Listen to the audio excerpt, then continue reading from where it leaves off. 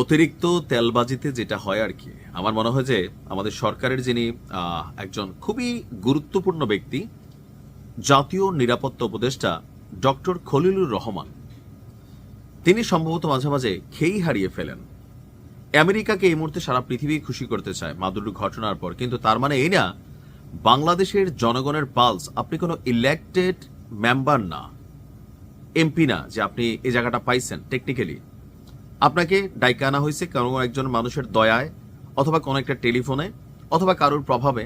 মানে এখানে যে শর্টকাটটা গঠিত হয়েছে এইভাবেই তো গঠিত হয়েছে।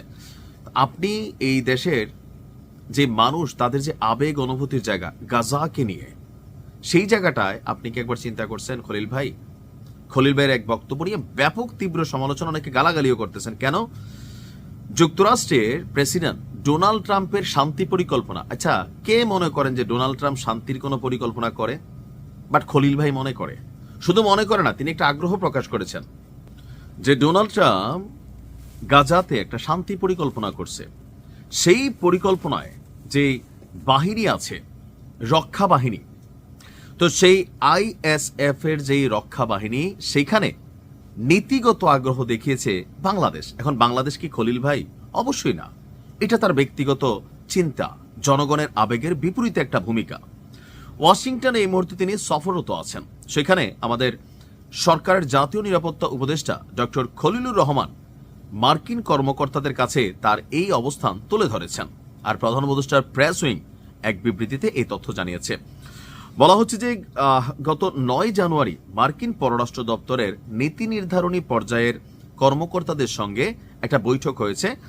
সেখানে জাতীয় নির্বাচন, দ্বিপাক্ষিক অর্থনৈতিক সহযোগিতা, ভিসা নীতি, রোহিঙ্গা সংকট, আন্তর্জাতিক শান্তি রক্ষায় বাংলাদেশের ভূমিকা। ট্রাম্প শান্তির দূত বা শান্তির বাহক, বা ট্রাম্পের মাথায় শান্তি নিয়ে বিশ্বে কোনো পরিকল্পনা কাজ করে, এটা পাগল ছাড়া আর তেলবাজ ছাড়া আমার মনে হয় যে এই মুহূর্তে সারা পৃথিবী থেকে বিশ্বাস করে খলিল ভাই। আমার মনে হয় যে আপনি ওইখানে গিয়ে একটু আবেগে আপ্লুত হয়েছেন, অথবা আপনার কোনো আমেরিকার নাগরিকত্ব আছে কিনা আমি জানি না, যে ভবিষ্যতে গিয়ে আবার আপনার কাজে লাগবে। নানান আলোচনা আছে আপনাদের নাগরিকত্ব নিয়ে। আপনার এই বক্তব্যটা কোনোভাবেই বাংলাদেশের মানুষের আবেগ অনুভূতির জায়গা থেকে সাপোর্ট করে না। কারণ আমি ভাই অনেকগুলা পেজ হারাইছি, চ্যানেল হারাইছি এই গাজার পক্ষে কথা বইলা, বীরদের পক্ষে কথা বইলা। বাস্তবতা তো আমরা ভুক্তভোগী, তাই না? প্রধান উপদেষ্টার প্রেস উইং বলছে, বৈঠকে ডক্টর খলিলুর রহমান গাজায় আন্তর্জাতিক স্থিতিশীলতা রক্ষার লক্ষ্যে গঠিতব্য যে বাহিনী, সেখানে বাংলাদেশের অংশগ্রহণের বিষয়টি উত্থাপন করলে যুক্তরাষ্ট্র তা ইতিবাচকভাবে গ্রহণ করে। মার্কিনী কর্মকর্তারা একে একটি সংবেদনশীল গুরুত্বপূর্ণ উদ্যোগ হিসাবে উল্লেখ করেছেন। বলছেন যে বাংলাদেশের সাথে আপনার নিবিড়ভাবে কাজ করতে আগ্রহী। যুক্তরাষ্ট্রের একাধিক কর্মকর্তা ইসরায়েলি সূত্রের বরাতে জানা যায়, গাজায় মোতায়েন হতে যাওয়া আন্তর্জাতিক স্থিতিশীলতা বাহিনীর নেতৃত্বে একজন মার্কিন 2 তারকা জেনারেল নিয়োগের পরিকল্পনা করছে ট্রাম্প।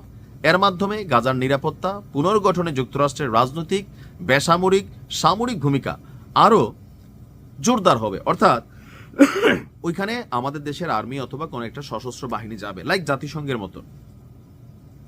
ওইখানে গিয়ে কি করবে? কাদের বিরুদ্ধে তারা হাত তুলবে, মেশিন চালাবে? আমাদের বীরদের বিরুদ্ধে, আমাদের সেখানের ভাইদের বিরুদ্ধে।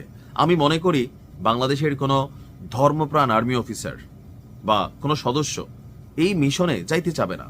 তারপরেও ভালো বেতন টেতন দিবে, সুযোগ সুবিধা দিবে, জাতিসংঘের যে কোনো ব্যাপারে আমার কোনো দ্বিমত নাই। কিন্তু এখানে যাওয়া মানেই হচ্ছে বীরদের বিরুদ্ধে অবস্থান নেওয়া, এদেশের মানুষের আবেগের বিরুদ্ধে অবস্থান নেওয়া।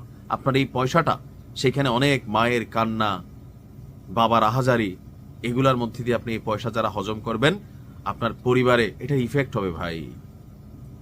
কারণ আমাদেরকে পাঠানোই হবে কাদেরকে ধরার জন্য, সাইজ করার জন্য? বীরদেরকে, সেখানে মানুষদেরকে।